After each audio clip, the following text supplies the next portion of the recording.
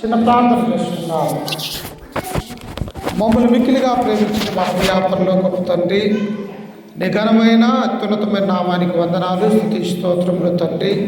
గడిచిన కాలమంతయు గడిచిన దినములన్నీ మమ్మల్ని కాచి కాపాడి మా యొక్క జీవితంలో తండ్రి మరొక శ్రేష్టమైన ఈ ప్రభు దినాన్ని మాకు అనుగ్రహించినందుకు నీ కృతజ్ఞతలు చెల్లిస్తూ ఉంటాం తండ్రి. ఎక్కడైతే ఇద్దరు ముగ్గురు కూడి నా నామమున ప్రార్థన చేస్తారో వారి మధ్య నేను ఉంటానని సెలవిచ్చిన దేవా, ఈ ఉదయకాల సమయంలో తండ్రి చిన్న మందగా చిన్న గొర్రెలుగా నీ యొక్క పాద సన్నిధానంలో చేరి ఇప్పటి వరకు తండ్రి ప్రార్థన ద్వారా పాటల ద్వారా నేను భయంపరుచుకుని ఉన్నాము. ఇదిగో తండ్రి, పరిశుద్ధ గ్రంథంలో నుంచి నీ యొక్క వాక్యాన్ని ధ్యానించబోతూ ఉంటుండగా అయా తండ్రి, విడిచినటువంటి నీ బిడ్డల యొక్క హృదయాలను తెరవండి. నీ బిడ్డలకును మాకును మా యొక్క జీవితాలకని ఏ వాక్యమైతే అవసరమై ఉంటుందో తండ్రి, ఆ వాక్యాన్ని బోధించడానికి నాకు మంచి సామర్థ్యాన్ని జ్ఞానాన్ని అనుగ్రహించగలరని, ఇదిగో అల్లరి శక్తుల్ని సైతాన్ శక్తుల్ని మీరు దూరపరిచి లయపరచగలరని ఈ మానవులు మా రక్షకుడు మా ప్రభు అయిన యేసు పరిశుద్ధ నామమున ప్రార్థించి అడిగి వేడుకుంటున్నాము తండ్రి, ఆమేన్. క్రీస్తునందు ప్రేమైనటువంటి ఈ ప్రభు దినాన కూడి వచ్చిన సకల పరిశుద్ధులకును యవనస్తులకును చిన్న బిడ్డలకుని మన రక్షకుడు ప్రభు అయినటువంటి యేసుక్రీస్తు నామమున మీ అందరికీ వందనాలు తెలియజేస్తూ ఉన్నాను. దేవుడు మన యొక్క జీవితంలో మరొక శ్రేష్టమైనటువంటి యొక్క మంచి ఆదివారాన్ని మనందరికీ కూడా అనుగ్రహించి మనమందరము కలిసి ఆయన యొక్క సన్నిధానంలో చేరి ఆయనను ఆత్మతోనూ సత్యముతోనూ ఆరాధించుకునే గొప్ప భాగ్యాన్ని మనకు అనుగ్రహించినందుకు మనం ఎల్లప్పుడూ దేవునికి లోబడే వారిగా ఉండాలి ప్రియులారా. అందుకనే ప్రతి ఆదివారము దేవుని యొక్క సన్నిధానానికి వెళ్తూ ఆయన యొక్క మందిరములో మనం ఉంటూ దేవుని యొక్క మాటలను మనం నేర్చుకుంటూ మన యొక్క ఇళ్లకు తిరిగి వెళ్ళేవారిగా ఉంటూ ఉన్నాం. అలాగనే యొక్క మధ్యాహ్నకాల సమయంలో కూడా అపోస్తుల కార్యములు 8వ అధ్యాయము 9వ వచనం నుంచి చదువుకుంటూ దేవుని యొక్క వాక్యాన్ని మనం నేర్చుకుందాం. చూడండి ఒకసారి, అపోస్తుల కార్యములు 8వ అధ్యాయం 9వ వచనాన్ని చదువుకుందాం. సీమోను అని ఒక మనుష్యుడు లోగడ ఆ పట్టణంలో గారడీ చేయుచు తానెవడో ఒక గొప్పవాడని చెప్పుకొనుచు సమరయ జనులకు విభ్రాంతిని పరుచుచుండెను. ఎవరిక్కడ ఉన్నటువంటి వ్యక్తి? సీమోను అన్నటువంటి పేరు కలిగినటువంటి వ్యక్తి ప్రియులారా. ఎవరు? బైబిల్లో అనేక మంది సీమోన్లు ఉన్నట్టుగా మనము చూడగలం. పేతురుకు మరొక పేరు ఏమిటమ్మా? సీమోను అనేటువంటి పేరు. ఇలాగ అనేక పేర్లు. ఆ పేర్లు ఎవరు పెట్టుకుంటారు అంటే యూదులు మాత్రమే ఆ పేర్లు తమ యొక్క కుమారులకి పెట్టుకునే వారిగా ఉంటూ ఉన్నారు. అంటే లోగడ సీమోను అనే ఒక మనుష్యుడు కూడా వారు అపోస్తుల యొక్క జీవించినటువంటి కాలంలో ఈ వ్యక్తి ఉన్నట్టుగా మనము చూస్తూ ఉన్నాం. ఇతను ఎవరు? యూదుడుగా ఉంటూ ఉన్నాడు. ఏ యూదా మతానికి కొరకైతే, ఏ ఇశ్రాయేల్ ప్రజలకైతే ప్రభు అయినటువంటి యేసుక్రీస్తు వారి యొక్క లోకాన్ని రక్షించటానికి వచ్చి ఉన్నాడో ఆ యూదా మతానికి చెందినటువంటి వాడే యొక్క సీమోను ప్రియులారా. కానీ ఇతను ఎలాంటి వాడంట? ఇతను గారడీ చేసేటువంటి విద్యను కనుగొన్నాడు. గారడీ అంటే ₹1 తీసుకుంటే 1000 రూపాయలు చేయగలడు. లేకపోతే ఒక తాడుని తీసుకొని దాన్ని పాముగా మార్చగలడు. ఈ విధంగా అక్కడ ఉన్నటువంటి వారి యొక్క కళ్ళు ఏంటి ఇలాగ చేస్తూ ఉన్నాడు, ఇతను మంచి మంత్ర విజ్ఞను కలిగినటువంటి వాడిగా ఉన్నాడే, ఇలాంటి గారడీలు మనం ఎప్పుడూ చూడలేదే అని అతను చేసే గారడీ పనులకు ఏం చేస్తూ ఉన్నారంటే జనులందరూ కూడా ఆశ్చర్యపోతున్నట్టుగా మనము చూస్తూ ఉన్నాం. అంటే ఈనాడు మనము సిటీలలో చూస్తూ ఉంటాం, చనిపోయినటువంటి పామును తీసుకొని వచ్చి అది నిజంగా బ్రతికినట్టుగా చూపిస్తూ ఉంటాడు. అగ్గిపెట్టెలలో నుంచి డబ్బులు తీసేవాడిగా ఉంటూ ఉన్నాడు. అలాగనే జోబులలో నుంచి వాడు 100 రూపాయలు పెడితే 500 మరొక జోబులో నుంచి తీయగలిగినటువంటి యొక్క గారడీ విద్య అనేది ఈ యొక్క యూదుడైనటువంటి సీమోను నేర్చుకొని ఉన్నాడు ప్రియులారా. కానీ దేవుని యొక్క ఉద్దేశం ఏమిటి? లోకరక్షకుడైనటువంటి యేసుక్రీస్తునందు ప్రతి ఒక్కరూ కూడా విశ్వాసము కలిగి ఉండాలనేది దేవుని యొక్క చిత్తము, దేవుని యొక్క సంకల్పం అయి ఉంటూ ఉన్నది. కానీ ఇతను యోధా మతానికి చెందినవాడు అయినప్పటికీ కూడా, దేవుని యొక్క ధర్మశాస్త్రము తెలిసినటువంటి వాడైనప్పటికీ కూడా ఇతను నేర్చుకున్నటువంటి విద్య ఏమిటంటే ఇతను గారడీ చేస్తూ అనేక మందిని కూడా ఏం చేస్తూ ఉన్నాడంట, విభ్రాంతిని అంటే ఆశ్చర్యానికి గురి చేస్తున్నట్టుగా మనం చూస్తూ ఉన్నాం. మనం ఏమనుకుంటాము, చనిపోయినటువంటి దాన్ని లేపితే అయ్యో ఇతని కానీ శక్తులు ఉండొచ్చే, ఇతను మంచి మంత్రాలు నేర్చుకుని ఉన్నాడే అని జనులు ఏం చేస్తారంటే ఆశ్చర్యపడి అతను చేసే కార్యాలను చూడటానికి అవకాశం ఉంటూ ఉన్నది ప్రియులారా. అందుకనే ఇతని గురించి దేవుడు ఏమంటూ ఉన్నాడో చూడండి, కింద వచనములో ఆయన ఆ పట్టణములో గారడీ చేయొచ్చు, తానెవడో యొక్క గొప్పవాడని చెప్పుకొనుచు సమరయ జనుల విభ్రాంతిని పరుచుచుండెను. కొద్దివాడు మొదలుకొని గొప్పవాని మటుకు అందరూ దేవుని మహాశక్తి అనబడిన వాడు ఇతడే అని చెప్పుకోవచ్చు అతన్ని లక్ష్య పెట్టింది. చూశారా ప్రియులారా, మానవులుగా ఉన్నటువంటి మనము, దేవుని నమ్మవలసినటువంటి మనము, సర్వ సృష్టికి ఆది సంభూతుడై మనల్నందరికీ కూడా ఊపిరిని జీవాన్ని అనుగ్రహించిన ఆ తండ్రి అయినటువంటి దేవుణ్ణి మర్చివేసి ఆనాడున్నటువంటి సమరయలో ఉన్నటువంటి ప్రజలు ఎవరిని నమ్ముతూ ఉన్నారంట, ఈ గారడి వాడైనటువంటి సీమోను నమ్ముతూ ఉన్నారు. అంటే తన కళ్ళ ముందు కనిపిస్తూ ఉన్నాయి, తన కళ్ళ ముందు ఆశ్చర్య కార్యాలు ఇతడు చేస్తూ ఉన్నాడు. ఇతడు గారడి విద్య నేర్చుకొని అనేక మంది జనులను విభ్రాంతి పరిచేవారిగా ఇతను ఉంటూ ఉన్నాడు కనుక జనులందరూ కూడా దేవుని యొక్క వాక్యం అనేది మర్చిపోయి ఇతని గారడి చేసే విద్యను అనేక మంది చూస్తూ ఇతని గురించి సమరయులు ఏమనుకుంటున్నారు అంటే ఇతడే దేవుని మహాశక్తి అయ్యుండవచ్చు, ఒకవేళ ఇతడే పరలోకంలో నుండి దేవుని చేత పంపబడి ఉండవచ్చు, ఇతనికి దేవుని శక్తి లేకపోతే ఇట్టి గారడి విద్య ఎలా చేయగలడు అని సమరయలో ఉన్నటువంటి ప్రజలందరూ కూడా ఇతను చేసే గారడి విద్యని అనుసరిస్తూ ఉంటూ ఉన్నారు ప్రియుల. ఎందుకు? ఇతనికి వాక్యం చెప్పడానికి రాదు, ఇతనికి యేసుక్రీస్తు గురించినటువంటి ఆ సత్యము తెలియదు, తండ్రి అయినటువంటి దేవుడు ఎవరో తెలియదు, ప్రభు అయినటువంటి యేసుక్రీస్తు వారు ఎందుకు ఈ యొక్క లోకానికి వచ్చాడో తెలియదు, పరిశుద్ధాత్మ ఉన్నాడన్నటువంటి ఆ విషయం కూడా ఈ గారడి వాడైనటువంటి సీమోనుకు ఆ దేవుని యొక్క గొప్పతనము తెలియదు కనుక ఇతని జీవితం ఎలా ఉన్నదంటే జనాల్ని ఎక్కడికి వెళ్ళినా గారడి పనులు చేయటము, ఎక్కడికి వెళ్ళినా సంతోషపరచటం, మనుషుల్ని తన వైపు మళ్లించుకునే వాటిగా ఈ యొక్క సీమోను ఉంటున్నట్టుగా మనం చూస్తూ ఉన్నాం.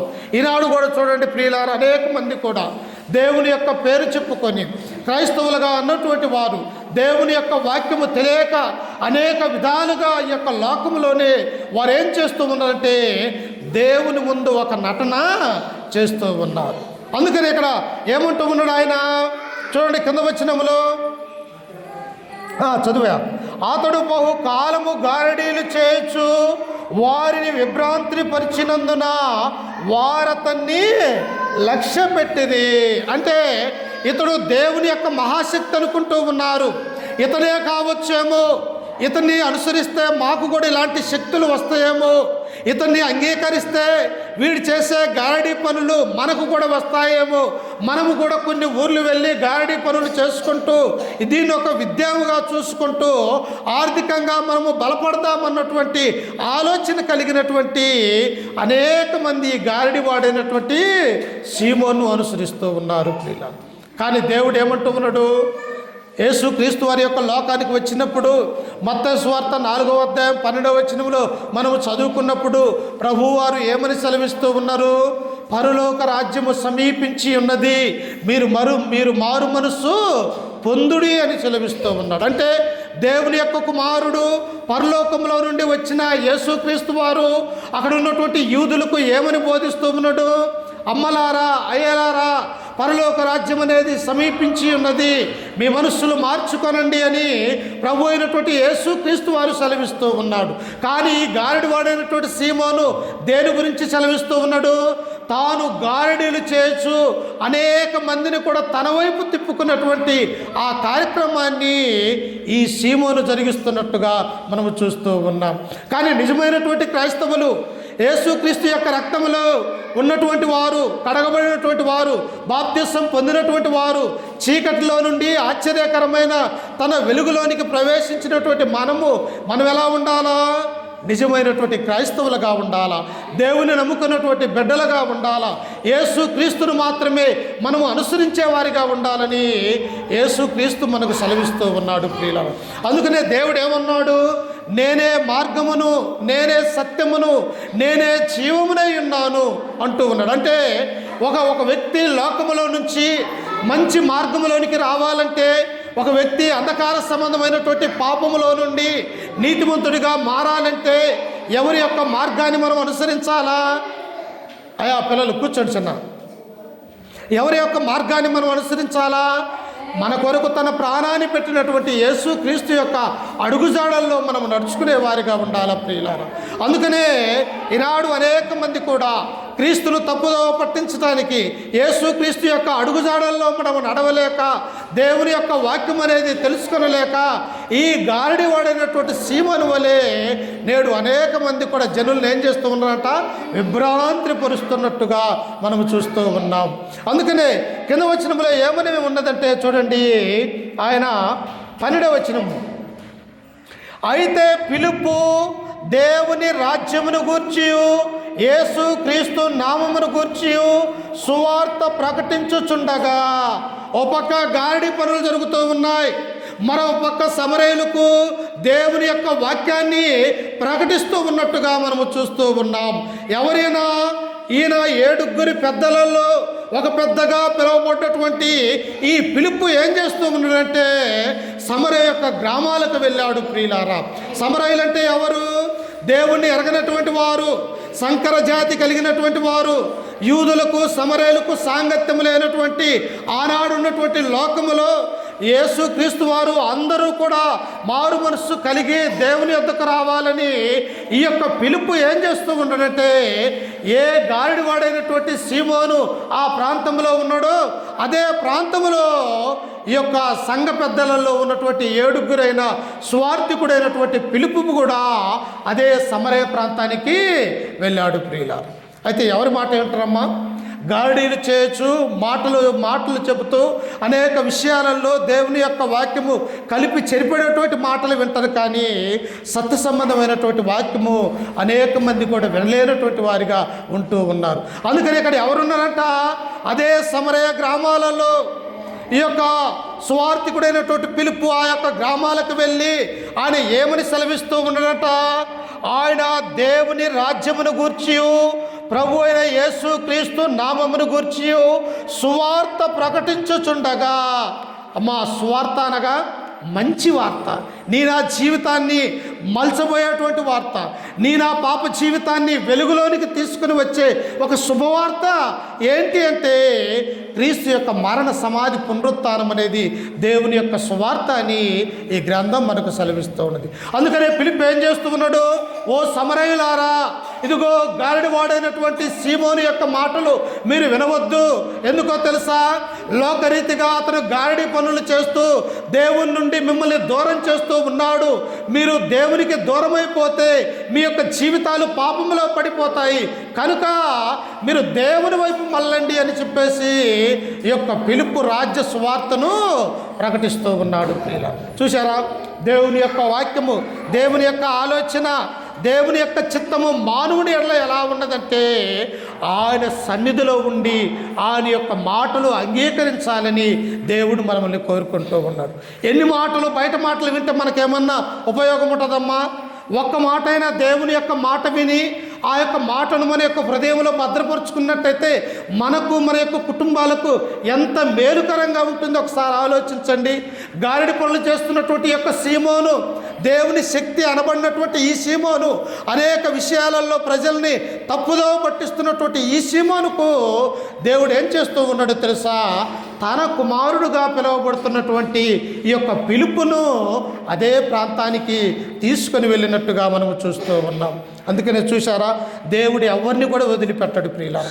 అందరూ కూడా మారు మనసు కలగాలని, అందరూ తన యొక్క బిడ్డలేలని, అందరూ కూడా తన యొక్క కుమారులుగా కుమార్తెలుగా ఈ లోకములో జీవించాలని, అందరూ సంఘముగా సమకూడి తన రక్తంలో కడగబడిన వారని, అందరూ సంఘము ద్వారా ఆ యొక్క దేవుని స్తుతించాలన్నది దేవుని యొక్క అనాది సంకల్పం అని మనం అందరం కూడా జ్ఞాపకం చేసుకోవాలా. అందుకని ఇక్కడ దేవుడు ఏమంటూ ఉన్నాడు చూడండి, కింద వచనములో పిలుపుతోటి 12వ వచనం చూడండి. అయితే పిలుపు దేవుని రాజ్యమును గూర్చియు యేసు క్రీస్తు నామమును గూర్చియు సువార్త ప్రకటించుచుండగా వారతన్ని నమ్మి పురుషులను స్త్రీలను బాప్తిస్మము పొందిరి. ఎవరిని నమ్మారంట? ఎప్పుడైతే ఈ యొక్క పిలుపు సమరయ పట్టణానికి వెళ్ళి, అయ్యా మన కొరకు తన ప్రాణాన్ని పెట్టినటువంటి యేసు క్రీస్తు అనే ఒక గొప్ప రాజకుమారుడు యొక్క లోకానికి వచ్చాడు, ఇదిగో రాజు వస్తున్నాడు, రాజు వస్తున్నాడు అని ఏ ప్రవక్తలైతే ఈ యొక్క లోకములో ప్రచురించి ఉంచారో అదే రాజు మన మధ్యలోనికి వచ్చాడు. ఆయనే దేవుని యొక్క కుమారుడుగా, కన్యకైన మరియ కుమారుడుగా యొక్క లోకములో ఆయన జీవించి ఉన్నాడయ్యా. మనమందరం ఏం చేయాలా? మన కొరకు తన ప్రాణాన్ని కలువరిగిరిలో ఆయన యొక్క రక్తాన్ని కార్చినటువంటి యేసు క్రీస్తునందు మనం విశ్వాసము కలిగి ఉండాలా. నీ నా జీవితాలు మార్పు చెందాలంటే, నీ నా కుటుంబాలు ఈ యొక్క లోకములో పరలోక రాజ్యంలో ఆశీర్వదించబడాలంటే మనము యేసు క్రీస్తును మాత్రమే నమ్ముకోవాలి. కానీ ఈ గారడివాడైనటువంటి ఈ సీమోను యొక్క మాటలు మనము నమ్మకూడదు ప్రియులారా. సీమోను గారడివాడైనటువంటి సీమోను మాటలు నమ్మితే, అతన్ని అనుసరిస్తే మనకి ఏమొస్తాయి? గారడి విద్య వస్తుంది. అది మనం ఏం చేయగలము? పాములను తేలని పాములని, లేకపోతే అగ్గిపెట్టని డబ్బుల్ని, లేకపోతే బంగారాన్ని, లేకపోతే మరొక విధంగా గారడీ చేస్తూ ఉంటే దానివల్ల ఏ ఉపయోగం కూడా ఉండదు. కానీ ఎప్పుడైతే దేవుని గురించినటువంటి ఆ వార్త, ఆయన యొక్క మాటలు ఎప్పుడైతే మనము నేర్చుకుంటామో, యేసుక్రీస్తు ఇంత గొప్పవాడా, నా కొరకు ఈ యొక్క భూమి మీదకి వచ్చాడా, ఆ యొక్క పరలోక రాజ్యాన్ని వదిలివేసి నా పాపముల నిమిత్తము ఆయన పాపిగా చేయబడ్డాడా అని క్రీస్తు గురించినటువంటి మాటలు విన్నప్పుడు మన హృదయం అనేది వెలుగుతూ ఉంటూ ఉన్నది ప్రియులారా. మన హృదయం అనేది తెరవబడుతూ ఉంటూ ఉన్నది. అప్పుడు దేవుని యొక్క వాక్యము మన యొక్క హృదయంలో ఉంటూ ఉన్నప్పుడు మన యొక్క హృదయంలో, మన యొక్క మనస్సులో వెలుగులాగా దేవుని యొక్క వాక్యము ప్రకాశిస్తూ ఉన్నట్టుగా మనము చూస్తూ ఉన్నాం. అందుకని ఈ యొక్క పిలుపు ఏమంటూ ఉన్నాడంటే, యేసు క్రీస్తు యొక్క గొప్పతనాన్ని సమరయులకు చాటి చెబుతూ ఉన్నారు. అయ్యలారా, మీ యొక్క లోక సంబంధమైనటువంటి యొక్క మర్యాదల్ని, ఈ గాడివాడైనటువంటి సీమోని యొక్క మాటలు మీరు వినకూడదు. ఇదిగో నిన్ను నన్ను నిర్మించిన తండ్రి అయినటువంటి దేవుని యొద్దకు మనం రావాలా. ఆయన కుమారుడు అయినటువంటి క్రీస్తు అనే యేసుక్రీస్తు యొక్క లోకములో ఉన్నాడు. ఆయన మన పాపముల నిమిత్తము బలియాగమయ్యాడు అని చెప్పేసి ఎప్పుడైతే ఈ యొక్క పిలుపు సమరయులకు దేవుని యొక్క వాక్యాన్ని బోధించారో, వారు ఏం చేశారంట? అక్కడ ఉన్నటువంటి పురుషులు, స్త్రీలు అందరూ వచ్చి, అయ్యా మేమేం చేయాలయ్యా, మేము ఎలా మారు మనసు పొందాలా, మేము ఎలా దేవుని నమ్ముకోవాలా, మా యొక్క జీవితాలు బాగుపడాలంటే, మేము సరైనటువంటి ప్రవర్తన కలిగి లోకంలో జీవించాలంటే మేమేమి చేయాలని పిలుపుని అడిగినప్పుడు ఏం చేశారంటే, మీరందరూ కూడా బాప్తిసము పొందండి. బాప్తిసం పొందకుండా ఒక వ్యక్తి క్రైస్తవుడైతాడమ్మా. బాప్తిసము పొందకుండా ఒక వ్యక్తి క్రీస్తు యొక్క సంఘములో సభ్యుడు కావటానికి అవకాశము ఉండదు ప్రియులారా. బాప్తిసము పొందకుండా ప్రభు బల్లాలో చేయవేయటానికి అసలు అవకాశమే ఉండదని దేవుని యొక్క గ్రంథం మనకు సెలవిస్తూ ఉన్నది. అప్పుడు చూడండి, కింద వచనములో 13వ వచనములో, అప్పుడు సీమోను కూడా నమ్మి బాప్తిసము పొంది పిలుపును ఎడబాయక ఉండి ఏం చేస్తూ ఉన్నాడట? గాడివాడైనటువంటి ఈ యొక్క సీమోను, అయ్యో నేను చేస్తూ అనేకుల్ని ఈ విధంగా మభ్యపెడుతూ అనేక విధాలుగా వీరి ద్వారా నేను ఆ యొక్క ధనాన్ని సంపాదించుకొని ఉన్నానే, నేను చేసే ఈ యొక్క గారడి విద్య దేవుని యొక్క దృష్టిలో సరైనది కాదు, ఇది పాపము అని తన మనస్సులో అనుకున్నాడు. ప్రియులారా, ఎవరమ్మాయినా? గారడివాడైనటువంటి సీమోను. నేను ఆ జీవితంలో కూడా ఏదో ఒక రోజు మనము ప్రభు అయినటువంటి యేసుక్రీస్తును మన సొంత రక్షకుడిగా అంగీకరించే వారిగా ఉండాలి. ఒకవేళ మనం ఇంకా మారు మనసు కలిగలేక, మనం ఇంకా దేవుని యొద్దకు రాలేక ఈ లోకంలోనే పడిపోతూ ఉన్నట్టయితే మన యొక్క ఆత్మ ఎక్కడుంటుందో తెలుసా? నేరుగా నరకానికి వెళ్ళిపోతుంది ప్రియులారా. అయితే ఈ గారడివాడైనటువంటి సీమోను కూడా పిలుపు చెప్పినటువంటి యొక్క మాటలని, దేవుని యొక్క రక్షణ సువార్తను విని ఏం చేశాడంట? తన మనస్సు మార్చుకున్నాడు ప్రియులారా. అందుకనే యేసుక్రీస్తు వారు ఏమంటారో తెలుసా? ఇదిగో ప్రయాసపడి భారం మోసుకొనుచున్న సమస్త ప్రజలారా నా యొద్దకు రండి, నేను మీకు విశ్రాంతిని కలుగజేస్తాను. ఎందుకు? ఈ లోకంలో పాపం అనే భారంతో కలిగి ఉన్నాం. ఈ లోకంలో సాతాను అనే బంధకాలలో మనం పడిపోతూ ఉన్నాం. అంతేకాదు ప్రియులారా, దేవుని యొద్దకు రాలేనటువంటి మనుషుల యొక్క జీవితాలు ఎలా ఉంటాయో తెలుసా? పూర్తిగా సాతాను యొక్క కిందికి వెళ్ళిపోయి మనం ఏం చేస్తున్నామో, ఎలా మాట్లాడుతున్నామో తెలియనటువంటి జీవితాన్ని మనము జీవించగలం ప్రియులారా. అదే దేవునిలోనికి వస్తే, అదే యేసుక్రీస్తును మన సొంత రక్షకుడిగా అంగీకరించగలిగి ఆయన యొక్క నామములో మనం ఉన్నట్టయితే ఎంత గొప్ప భాగ్యమో ఆలోచన చేయండి ప్రియులారా. అందుకని ఇక్కడ ఏమంటూ ఉన్నాడో చూడండి కింద వచనంలో, అయితే పిలుపు దేవుని రాజ్యమును గూర్చి యేసుక్రీస్తు నామమును గూర్చి సువార్త ప్రకటించుచుండగా వారతను నమ్మి పురుషులను స్త్రీలను బాప్తిసము పొందిరి. ఈ అపోస్తుల కార్యంలో చూస్తూ ఉన్నప్పుడు అనేక మంది తమ యొక్క జీవితాలను మార్చుకున్నారు ప్రియులారా. ఈ లోక సంబంధమైనటువంటి ఈ జీవితాలలో మాకు సంతోషం లేదయ్యా, పరలోక సంబంధమైనటువంటి దేవుని యొక్క రాజ్యం అనే సంఘములోనే మాకు సంతోషం ఉన్నదయ్యా, మాకు దేవుని నమ్ముకొనక ముందు మా యొక్క జీవితాలు ఎంతో అయోమయంగా ఉంటూ ఉన్నాయ్యా, ఎప్పుడైతే మేము యేసుక్రీస్తు దగ్గరకు వచ్చామో మా యొక్క జీవితాలు మేము మార్చుకొని క్రీస్తులో ఉంటే ఎంత గొప్పవారు అయిపోయామని ఈ అపోస్తుల కార్యగ్రంథంలో ఉన్నటువంటి వారందరూ ఈ విధంగా దేవుని సాక్ష్యం చెబుతూ ఉన్నారు ప్రియులారా. ఆనాడు ఉన్నటువంటి యెరూషలేములో ఉన్నటువంటి 3000 మంది ఏం చేశారు? ప్రభు అయినటువంటి యేసుక్రీస్తును సొంత రక్షకుడిగా అంగీకరించి వారు ఒక్కరోజే 3000 మంది యేసుక్రీస్తు యొక్క నామమున బాప్తిసం పొందినట్టు మనము చూడగలం ప్రియులారా. అలాగే సమరయులు పిలుపు చెప్పినటువంటి ఈ మాటలు విని పురుషులు స్త్రీలు అనేక మంది కూడా తమ మార్గాలను సరిచేసుకొని యేసుక్రీస్తులో బాప్తిసం పొందినటువంటి వారిగా మనము చూస్తూ ఉన్నాం. అంతేకాదు ప్రియులారా, విగ్రహారాధన చేస్తున్నటువంటి ఎఫెసీ సంఘములో అనేక మంది కూడా తమ యొక్క జీవితాలను బాగు చేసుకోవటానికి వారు రచించినటువంటి మంత్రాలు చదివినటువంటి ఆ పలకలు అవన్నీ కూడా తీసుకొని వచ్చి అగ్నిలో వేసి, వీటి వల్ల మాకు ఎటువంటి ఉపయోగం లేదు, ఇదిగో భూమిని ఆకాశాన్ని సమస్త మానవాళిని నిర్మించినటువంటి ఆ తండ్రి అయినటువంటి దేవుడు మాత్రమే మా యొక్క జీవితాలను బాగు చేయడని ఒక ఎఫెసీ సంఘము మారు మనసు పొందినట్టుగా మనము చూస్తూ ఉన్నాం.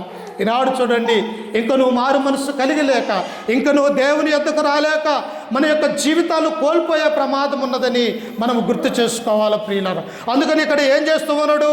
పిలుపు ఎప్పుడైతే దేవుని యొక్క వాక్యాన్ని గురించి, యేసుక్రీస్తు యొక్క గొప్పతనాన్ని గురించి అక్కడ చెబుతూ ఉన్నప్పుడు ఈ గారడివాడైనటువంటి సీమోను కూడా దేవుని యొక్క మాటలు విని తన మనస్సు మార్చుకున్నాడు ప్రియులారా. అయ్యో, నేను ఇంతకాలం కూడా గారడి పనులు చేసి నేనే నరకానికి పోయేది కాక నన్ను అనుసరించినటువంటి వారిని సైతము కూడా దేవుని నుండి నేను దూరం చేసి ఉన్నానే అని తనలో తాను బాధపడి ఈ పిలుపు దగ్గరకు వచ్చి తమ మనసు మార్చుకొని బాప్తిసము పొందుకున్నాడు ప్రియులారా. మన యొక్క జీవితంలో కూడా ఎంతకాలము ఈ లోకంలో ఉన్నా కానీ మానవుని యొక్క జీవితము ఎంత వయసమ్మా? గట్టిగా బ్రతికితే 70 సంవత్సరాలు, అధిక బలమున్న ఎడల 80 సంవత్సరాలు. అంటే ఈనాడు అంతకాలం కూడా బ్రతకట్లేదు ప్రియులారా. ఎందుకంటే అల్పమైనటువంటి మన యొక్క జీవితంలో, ఈ లోకంలో మన యొక్క శరీరములో మన యొక్క ప్రాణం ఉండగానే ప్రభు అయినటువంటి యేసుక్రీస్తును నమ్ముకోవాలి. ఈ శరీరములో నుండి ప్రాణము వెడలిపోయిన తరువాత మనము క్రీస్తు దగ్గరకు రాలేనటువంటి వారిగా మనం ఉంటూ ఉన్నాం. కనుక ఈ యొక్క గాడివాడైనటువంటి సీమోని ఎలాగైతే తమ యొక్క జీవితాన్ని మార్చుకొని ఈ యొక్క పిలుపు దగ్గరకు వచ్చి పిలుపు చేసే ప్రతి పనిలో ఆయన ఎడబాటు తీయకుండా ఆయనను అనుసరించినట్టుగా మనము చూస్తూ ఉన్నాం. అందుకనే ఒకసారి చూడండి, కొరింథీయులకు రాసినటువంటి మొదటి పత్రిక 11వ అధ్యాయము మొదటి వచనం చదువుకుందాం. నేను క్రీస్తును పోలి నడుచుకొనుచున్న ప్రకారము మీరును నన్ను పోలి నడుచుకోవాలి. ఏమంటూ ఉన్నాడు? మనకంటే పూర్వీకుడైనటువంటి వాడు, అపోస్తులైనటువంటి పౌలుగా పిలువబడినటువంటి వ్యక్తి, ఓ కొరింథీలో ఉన్నటువంటి సంగమా, నేను ఈ యొక్క లోకములో ఉంటూ ఉన్నప్పుడు యేసు క్రీస్తును నేను అనుసరించాను, యేసు క్రీస్తును నాకు మాదిరిగా పెట్టుకుని ఉన్నాను. నా నోటి మాట ఒక మాట జారుతుందేమోనని, లేకపోతే నేను పాపములో పడిపోకుండా ఆయన యొక్క రాజ్య సువార్త ప్రాంతాలలో దేవుని యొక్క వాక్యాన్ని ప్రకటించటం కానీ నేను ఎవరిని గురిగా పెట్టుకున్నాను అంటే లోకరక్షకుడైనటువంటి యేసు క్రీస్తును ఆయన మాదిరిగా పెట్టుకున్నాడు. ప్రియులారా, మనం ఎవరిని మాదిరిగా పెట్టుకోవాలా? మనం ఎవరిని అనుసరించాలా అంటే మన కొరకు తన ప్రాణాన్ని సైతం లెక్క చేయకుండా ఈ లోకానికి ఒక మానవుడిగా వచ్చినటువంటి యేసు క్రీస్తును మనము మాదిరిగా పెట్టుకోవాలి ప్రియులు. అంతేకాదు, దేవుని యొక్క వాక్య ప్రకారము, దేవుని యొక్క చిత్త ప్రకారము ఈ లోకంలో అనేకమైనటువంటి శ్రమలు అనుభవించిన పాత నిబంధన గ్రంథంలో అనేక మంది ప్రవక్తలు తమ యొక్క జీవితాలను పోగొట్టుకున్నటువంటి వారిని మనం మాదిరిగా పెట్టుకోవాలి ప్రియుల. ఒక మంచి వారిని, విశ్వాసం కలిగినటువంటి వారిని, దేవుని పట్ల విధేయత కలిగి తమ జీవితకాలం అంతయు కూడా దేవునిలో నడిచినటువంటి వారిని మనం ఏం చేయాలి? క్రైస్తవులుగా వారిని మాదిరిగా అనుసరించాలి ప్రియుల. మనం చదువుకునే బిడ్డలకు చెప్తాం, అయ్యా చూడండి ఫలాని వారి కుమారుడు మంచి ఉద్యోగం సంపాదించుకున్నాడు, మీరు అలాగూ చదువుకుంటే అలాంటి గొప్ప ఉద్యోగం మీకు కూడా వస్తుందని మన పిల్లలకి ఏం చెబుతాము? మంచిగా చదువుకొని గొప్ప ఉద్యోగం సాధించినటువంటి వారిని చూపిస్తూ అలా ఉండాలని ఒక మాదిరి చూపిస్తూ ఉంటాం. అలాగనే క్రైస్తవ జీవితంలో కూడా పాత నిబంధనలో, క్రొత్త నిబంధనలో యేసు కొరకు జీవించినటువంటి ఒక అపోస్తులు, ప్రవక్తలు, అనేక మంది రాజులు, దేవుణ్ణి అనుసరించినటువంటి అబ్రహాము, ఇస్సాకు, యాకోబు, ఇలాంటి మంది భక్తులు అనేక మంది ఉన్నారు. కనుక ఈ లోకంలో జీవిస్తున్నటువంటి మనము ఎవరిని మాదిరిని అనుసరించాలంటే యేసు క్రీస్తుకు మనము మాదిరిగా ఉండాలి ప్రియులారా. అందుకని ఇక్కడ పౌలు అంటూ ఉన్నాడు, నేను క్రీస్తును పోలి నడుచుకొనుచున్న ప్రకారము మీరును నన్ను పోలి నడుచుకొనుడి. ఓ కొరింథీయులారా, మీరు దేవునిలోనికి రాకముందు మీరు ఎలాంటి వారో తెలుసా? విగ్రహారాధికులుగా ఉన్నారు, దేవుడు అంటే తెలియనటువంటి వారుగా ఉన్నారు. మీరు ఎలా ఉన్నారో తెలుసా? త్రాగుబోతుతనాలు చేసే త్రాగుబోతులుగా ఉంటూ ఉన్నారు. కానీ ఇలాంటి వారి మధ్య అపోస్తులైనటువంటి పౌలు దేవుని యొక్క వాక్యాన్ని, ఆయన రాజ్య సువార్తను వారికి ప్రకటించినటువంటి వాడిగా మనము చూస్తాం. మన యొక్క గ్రామంలో కూడా లేరమ్మా, అనేక మంది ఉన్నారు, దేవుణ్ణి ఎరగనటువంటి వారు ఉన్నారు, దేవుని నమ్మినటువంటి బిడ్డలు ఉన్నారు. అలాగనే ఈ లోకంలో పడిపోయినటువంటి వారు ఉన్నారు. ఈ లోకంలో నీతి నిజాయితీగా జీవించే అనేక మంది భక్తిపరులైనటువంటి స్త్రీలు, పురుషులు అనేక మంది ఉంటున్నట్టుగా మనము చూస్తూ ఉన్నాం. అందుకనే పౌలు ఏమంటూ ఉన్నాడంటే, నేను క్రీస్తును ఒక మాదిరిగా ఉంచుకొని ఉన్నాను. యేసుక్రీస్తు యొక్క లోకంలో ఉన్నప్పుడు ఏ పాపము లేని వాడిగా ఎలాగైతే జీవించాడో, ఎలాంటి తగ్గింపు స్వభావం కలిగి ఉన్నాడో, తన తండ్రికి ఎలాగైతే ప్రతి దినము ప్రార్థన చేసే ప్రార్థనాపరుడుగా ఉన్నాడో, ఇతరులకు మేలుకరంగా ఉన్నాడో, తన మాట ద్వారా తన చేతి ద్వారా సూచక్రియలు అనేకం కూడా చేసి ఉన్నాడో, నేను ఆయనను అనుసరిస్తున్నాను కనుక నేను క్రీస్తును ఒక మాదిరిగా ఎంచుకున్నానని ఈ పౌలు అంటూ ఉన్నాడు ప్రియులారా. ఇప్పుడు పౌలు ఏమంటూ ఉన్నాడు? నేను క్రీస్తును పోలి నడుచుకొనుచున్న ప్రకారము మీరేం చేయాలా? నా నడవడికను చూడండి. ఇదిగో సంవత్సరం 6 నెలలు ఈ కొరింథీ పట్టణములో మీ మధ్య ఉండి నేను సువార్త సేవ చేస్తూ నా యొక్క జీవితాన్ని నేను ఎలా మలుచుకున్నానో మీరే మాకు సాక్షులుగా ఉన్నారు. కనుక ఇప్పుడు మీరేం చేయాలా? నన్ను పోలి నన్ను మాదిరిగా తీసుకొని మీ జీవితంలో, క్రైస్తవ జీవితంలో మీరు నడుచుకోండి అని చెప్పేసి అపోస్తలుడైనటువంటి పౌలు అంటున్నాడు. ప్రియులారా, నిజంగా మనం కూడా మన యొక్క జీవితంలో క్రైస్తవ జీవితం ఎలా జీవించాలా, ఎలా అనుసరించాలా, దేవుల్లో ఎలా అభివృద్ధి చెందాలా, దేవుల్లో ఎలా విస్తరించాలా, నా కుటుంబం ఆశీర్వదించబడాలంటే నేను చేయవలసినటువంటి మొట్టమొదటి పనేమిటి, దేవుడు నా నుంచి ఏం కోరుకుంటూ ఉన్నాడు, దేవుని ఎడల నేను ఎలా ఉన్నాను అని మనము ప్రతిరోజు కూడా దేవునిలో ఎదిగేవారుగా ఉండాలని దేవుడు కోరుకుంటూ ఉన్నాడు. అందుకని యొక్క పిలుపు ఏమన్నాడు? తన గారడి విద్యను వదిలివేసి, ఈ గారడి విద్య చేస్తే నాకు ధనం వస్తుందేమో, ఈ ధనం అనేది అశాశ్వతమైనది, ధనం అనేది సమస్తమైనటువంటి కీడుకు మూలము అని దేవుని యొక్క గ్రంథం సెలవిస్తూ ఉన్నది.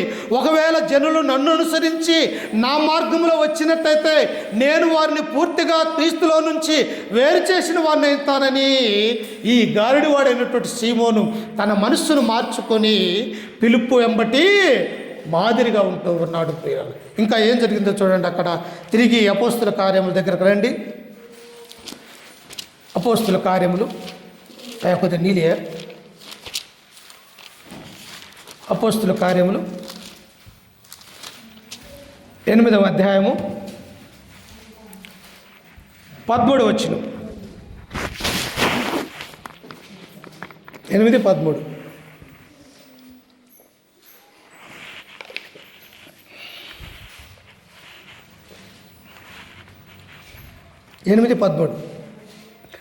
అప్పుడు సీమోను కూడా నమ్మి బాప్తిస్మము పొంది పిలుపును ఎడబాయకుండి సూచక్రియలను గొప్ప అద్భుతములను జరుగుట చూసి విభ్రాంతి నొందెను. ఈయన అద్భుతాలు ఎలాంటి? తేలును పాములుగా చేయటము, అగ్గిపెట్లలో నుంచి డబ్బులు తీయటము, లేకపోతే జోబులలో నుంచి లేకపోతే బంగారము తీయటము, ఇలాంటి ఈయన గారడి వాడి పనులు. కానీ ఈయన చేసే అద్భుతాలు ఎలాంటి? పిలుపు చేసే అద్భుతాలు.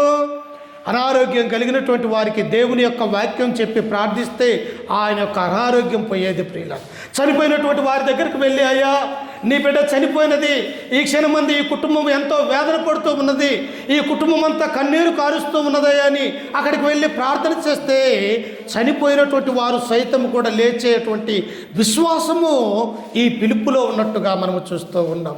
నిజంగా ఆనాడు ఉన్నటువంటి అపోస్తలులు ఎంతమందిని చనిపోయినటువంటి వారిని లేపారు? అనేక మందిని లేపారు.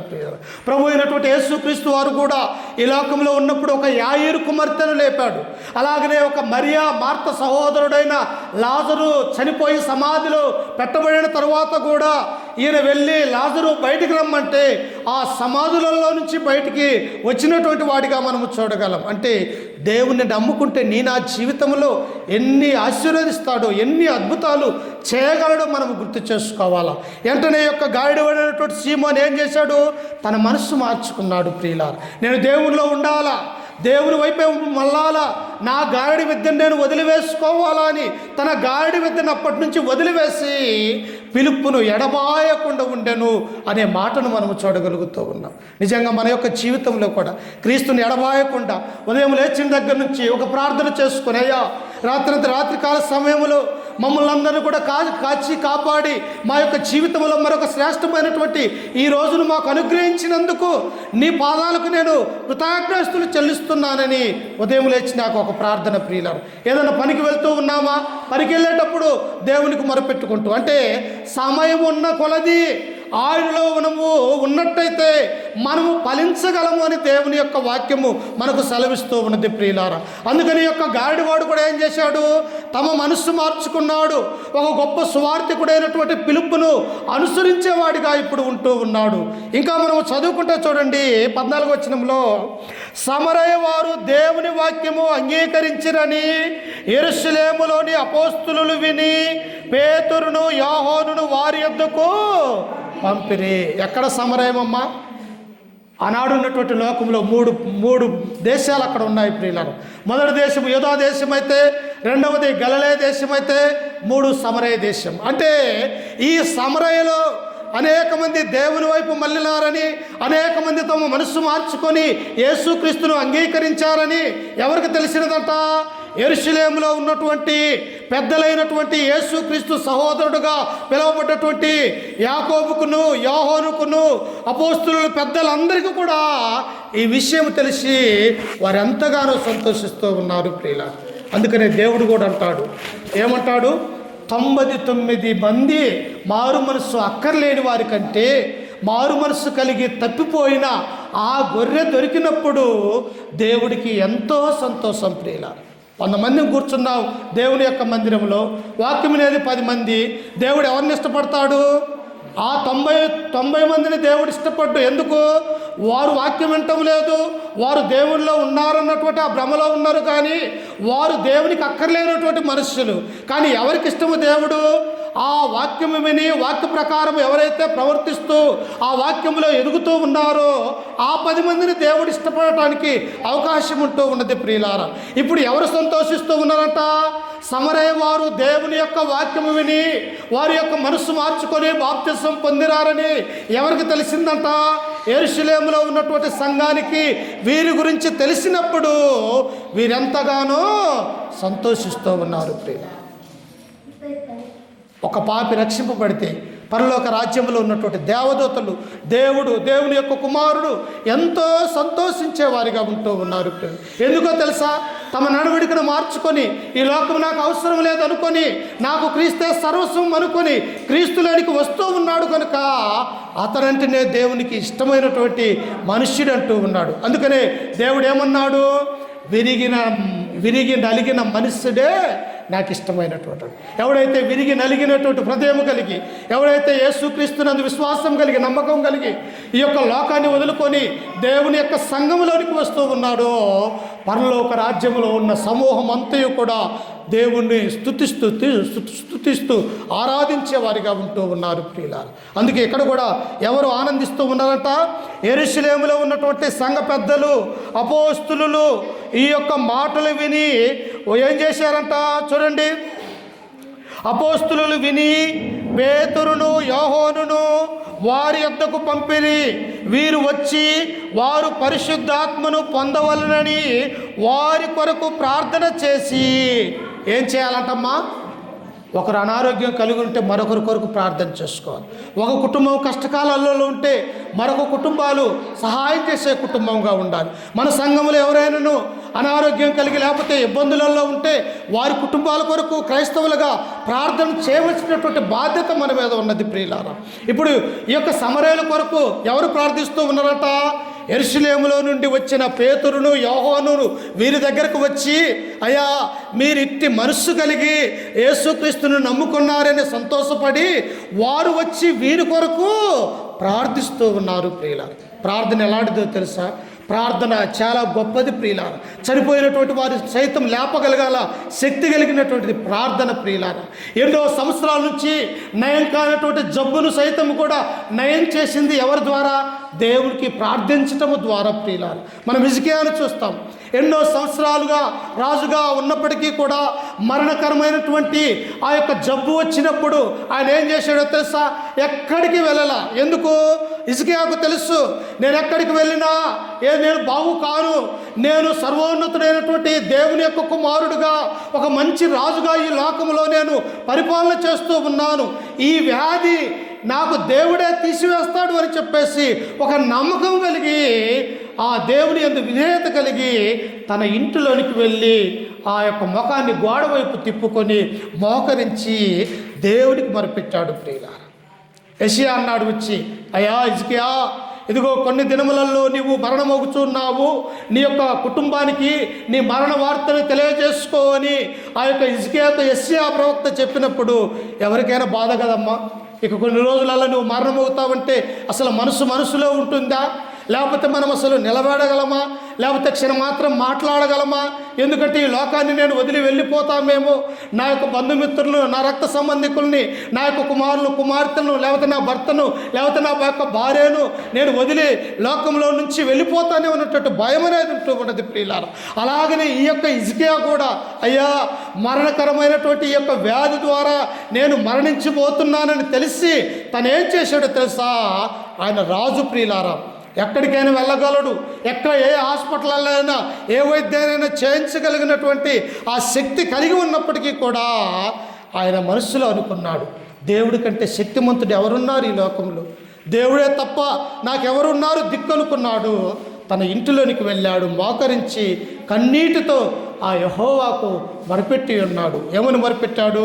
ఒకసారి చూడండి ప్రియులారా, యెషయా గ్రంథము 38వ అధ్యాయము, యెషయా గ్రంథం 38వ అధ్యాయము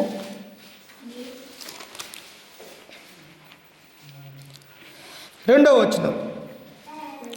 అతడు తన ముఖమును గోడ తట్టు తిప్పుకొని, యెహోవా యథార్థ వృద్ధుడై సత్యముతో నీ సన్నిధిన నేనెట్లు నడుచుకుంటునో, నీ దృష్టికి అనుకూలముగా సమస్తమును నేనెట్లు జరిగించుతునో కృపతో జ్ఞాపకము చేసుకోమని హిజ్కియా కన్నీళ్లు విడుచుట యెహోవాను ప్రార్థింపగా.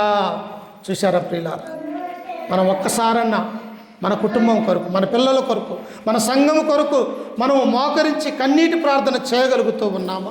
రాజు సైతము తన యొక్క రాజా సింహాసనాన్ని వదిలివేసి తన దేవుడైనటువంటి యెహోవాకు తన ఇంటిలోనికి వెళ్ళి కన్నీరు కారుస్తూ మోకరించి, అయ్యా నీ దృష్టిలో నేను యథార్థవంతంగా ఎలా బ్రతికాను, నేను ఎలా నీ యొక్క కృపను పొందుకున్నాను, ఈ లోకంలో నీతిగా నిజాయితీగా నేను ఎలాగైతే నడుచుకొనిచున్నానో, నా యొక్క అనారోగ్యం విషయమై, నా జబ్బు విషయమై ఒక్కసారి నీ పరలోక రాజ్యంలో నన్ను జ్ఞాపకము చేసుకోమని హిజ్కియా కన్నీళ్లు విడుచుట ఇక్కడ చూస్తూ ఉన్నాం ప్రియులారా.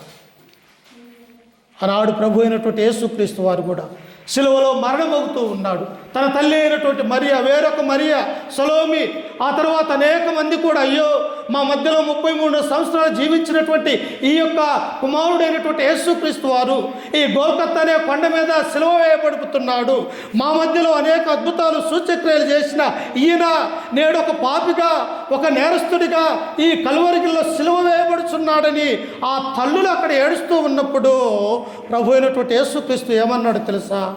అమ్మా, నా కోసం ఏడవక మీకోసము మీ పిల్లల కొరకు ఏడుగుతాడు. ఎందుకు? నేను దేవుని యొక్క కుమారుణ్ణి, నాకు ఈ శిలువ మరణం అనేది తండ్రి నాకు నిరూపించి ఉన్నాడు. నేను మరణించకపోతే మీకు రక్షణ అనేది లేదు, నా రక్తము కార్చకపోతే ఈ శిలువలో మీకు నిత్యరాజ్యం అనేది లేదు. నేను తిరిగి చనిపోయినా మరలా లేవగలిగినటువంటి వాడిని, మరలా లేచిన తర్వాత నేను నా తండ్రి వద్దకు చేరుకుంటాను. కానీ ఇదిగో నా కోసం ఏడవక మీకోసము మీ పిల్లల కోసము ఏడుగుడండి. ఎందుకు? మీ పిల్లలు లోకములో ఉన్నారు, మీ పిల్లలు ఎక్కడ త్రుట్టిల్లు పడిపోతారో, మీ యొక్క కుమారులు కుమార్తెలు ఎక్కడ పాపములో పడి వారి యొక్క జీవితాలను పోగొట్టుకుంటారేమో, కనుక మీరు ప్రార్థించండి అని అక్కడ ఉన్నటువంటి తల్లులకి అనేక మందికి క్రీస్తు తెలియజేశాడు ప్రియులారా. ఇక్కడ రాజు అయినటువంటి హిజ్కియా కూడా ఏమంటూ ఉన్నాడు? అయ్యా, నా జబ్బు ఎందు నిమిత్తం వచ్చిందో నాకు తెలియదు, కానీ నీ యొక్క చిత్తములో, నీ యొక్క మందిరములో నేను ఎంత యథార్థపరుడై ఉన్నాను, నేను ఎంత నీతిగా బ్రతికినానో ఒక్కసారి నన్ను జ్ఞాపకం చేసుకోమని పరలోకమందున్నటువంటి తండ్రికి ఆయన మొర వింటున్నట్టుగా చూస్తూ ఉన్నాం. అమ్మ, మన మొర ఎవరన్నా వింటారా? ఎవరో కూడా వినడు. మనకు అవసరం వచ్చినది, అయ్యా ఒక 10,000 నాకు అవసరం అంటే మనకు ఎవరు కూడా ఇచ్చేవారుగా ఉండరు. అదే దేవుణ్ణి అడుగు, దేవుడిని ఎలాగైనా నీకు ఉన్నటువంటి బాధలని, నీకున్న అప్పులని ఏదైనా తీసివేయగల సమర్థుడు ప్రియులారా. ఏలియా ఉన్నాడు. ఎక్కడ ఉన్నాడు? కెరీతు అనేటువంటి వాగు దగ్గర ఉన్నాడు. ఆహాబు రాజు యెజెబెలు ఏలియాను తరుముతూ ఉన్నారు. ఏలియా ప్రవక్త దొరికితే చంపవేయమన్నటువంటి ఆజ్ఞ ఇచ్చి ఉన్నారు. కానీ ఇక్కడ ఎక్కడున్నాడు? కెరీతు వాగు దగ్గర ఉన్నాడు. వాగు దగ్గర ఉంటే అతను ఎలా బ్రతకగలడు? తాగితే నీళ్లు తాగుతాడు, కాకపోతే నీళ్లు తాగి ఎన్ని రోజులు బ్రతకగలడు ఏలియా? కానీ ఆ ప్రవక్త దేవుని ప్రవక్తగా ఉన్నాడు కనుక తనకు ఆహారం అయినప్పుడు, ఆకలి అయినప్పుడు పరమందున్నటువంటి దేవుని వైపు చూశాడు.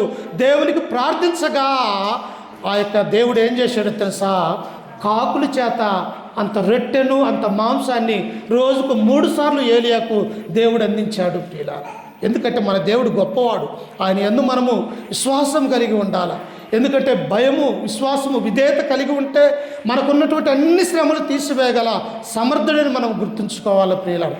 ఇక్కడ కూడా హిజ్కియా అదే విషయాన్ని తెలియజేశాడు. వెంటనే దేవుని యొక్క కృప ఏమన్నదంట చూడండి, ఆ కింద వచనములో 4వ వచనములో, యెహోవాకు యెషయాకు ప్రత్యక్షమై ఇలాగు సెలవిచ్చెను, నీవు తిరిగి హిజ్కియా యొద్దకు పోయి అతనితో ఇట్లనుము, నీ పితరుడైన దావీదుకు దేవుడు యెహోవా నీకు సెలవిచ్చినదేమనగా, నీవు కన్నీళ్లు విడుచుట చూచితిని. దేవుడమ్మా, నీ కన్నీళ్ళు నీ భర్త చూడట్లేదేమో, లేకపోతే నీ కన్నీళ్ళు నీ కుమారుడు నీ కుమార్తె చూడడేమో, నీ కన్నీళ్ళు నీ యొక్క భార్య చూడదేమో, కానీ మనల్ని పుట్టించినటువంటి తండ్రి అయినటువంటి దేవుడు మనము బాధపడేది, కన్నీరు పెట్టేది, వేదన పడేది ఆ దేవుడు చూస్తాడన్నటువంటి విషయాన్ని మనం గుర్తు చేసుకోవాలి. వెంటనే ఏమంటూ ఉన్నాడు ఇక్కడ, ఇదిగో యెషయా, నీ వెళ్ళి హిజ్కియాకు తెలియజేయము, హిజ్కియా యొక్క ప్రార్థన నేను అంగీకరించి ఉన్నాను, అతను కన్నీళ్లు విడుచుట నేను చూచితిని, ఆయన ప్రార్థన నేను విన్నాను అని దేవుని గ్రంథం మనకు సెలవిస్తూ ఉన్నది ప్రియులు. నీ నా ప్రార్థన వినాలంటే, నీ నా జీవితము బాగుపడాలంటే, మన యొక్క ప్రార్థన పరలోక రాజ్యము చేరాలంటే, ఈ లోకంలో క్రైస్తవులుగా నీతిమంతులుగా విధేయత కలిగినటువంటి వారిగా దేవునికి ఇష్టమైనటువంటి బిడ్డలుగా ఉండాలని దేవుడు కోరుకుంటూ ఉన్నాడు. అందుకని సమరయ వారు దేవుని యొక్క వాక్యాన్ని అంగీకరించడని యెరూషలేములో ఉన్నటువంటి అపోస్తలులు వినినప్పుడు ఆ సంఘములో ఉన్నటువంటి పెద్దలు ఏం చేశారు, పేతురును యోహానును ఆ యొక్క సమరయ గ్రామాలకు పంపించారు. ఎందుకు పంపించారు? వారు బాప్తిసం మాత్రమే పొందుకున్నారు, వారికి పరిశుద్ధాత్మ అనేది వరము తెలియదు కనుక ఆ వరము ఎవరి వాళ్ళ అపోస్తులైనటువంటి 12 మందిని ఆ చేతులు ఉంచితే తప్ప వారికి ఆ అద్భుతాలు చేసే ఆ వరం అనేది రాదు అని చెప్పేసి ఆ సంఘంలో ఉన్నటువంటి వారిని సమరయ గ్రామాలకి తీసుకొని వచ్చినప్పుడు వీరేం చేస్తూ ఉన్నారంటమ్మా, వీరు వారి కొరకు ప్రార్థన చేస్తూ ఉన్నాడు. అందుకనే దేవుడు అంటాడు, ఎవరి ప్రార్థన దేవుడు అంటాడంటమ్మా, నీతిమంతుల ప్రార్థన యెహోవాకు ఇష్టము ప్రియుల. ఎవరైతే నీతి కలిగి, భయం కలిగి, భక్తి కలిగి ఆయన యొక్క సన్నిధిలో ఉండి ఆయనకు మొరపెడతారో ఆయనకు ఇష్టమైనటువంటి బిడ్డలు వారే అని ఇక్కడ చూస్తూ ఉన్నాం. ఆ తర్వాత చూడండి, తిరిగి అపోస్తుల కార్యములు 8వ అధ్యాయంలో చదువుకొని మనం ముగించుకుందాం. చూడండి ఒకసారి, అపోస్తుల కార్యములు 8వ అధ్యాయము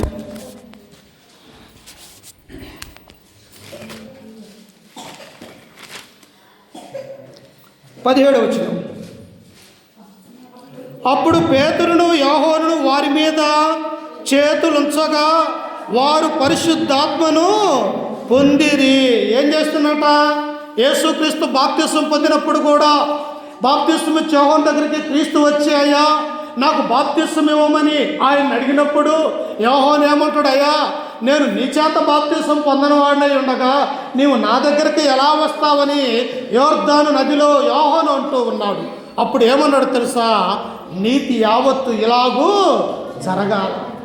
నేను నీతిమంతుడే కావచ్చు, నేను దేవుని కుమారుడే కావచ్చు, మిమ్మల్ని అందరినీ రక్షించడానికి వచ్చిన రక్షకుడైనటువంటి యేసుక్రీస్తును కావచ్చు, కానీ నేను ఎలాగైతే నడుచుకుంటానో నన్ను అనుసరించేవారు కూడా అలాగ నడవాలని దేవుడు కోరుకుంటాడు. అప్పుడు బాప్తిసం పొందినప్పుడు ఏమని ఉన్నది, పరలోక రాజ్యంలో నుంచి ఒక స్వరము వచ్చినది, ఈయనే నా ప్రియ కుమారుడు, ఈయన యందు నేను ఆనందించుచున్నాను, ఈయన మాట వినుడి అని తండ్రి అయినటువంటి దేవుని యొక్క స్వరాన్ని అక్కడ మనం చూస్తాం. ఆ తర్వాత పరిశుద్ధాత్మ ఎలా వచ్చినది, ఒక బావురం వలె వచ్చి ఆయన మీద వాలినది. అలాగనే ఈ సమరయులు కూడా దేవుని యొక్క వాక్యాన్ని ఆ యొక్క విని అంగీకరించి బాప్తిసం పొందినప్పుడు పరిశుద్ధాత్మ అనే వరాన్ని పొందాలంటే అది ఎవరి వాళ్ళంట? అపోస్తులు వచ్చి వీరి మీద చేతులు ఉంచటం వలన వీరికి పరిశుద్ధాత్మ అనే వరము పొందుకుంటూ ఉంది. మరి నీకు నాకు పరిశుద్ధాత్మ ఎలా వస్తుంది?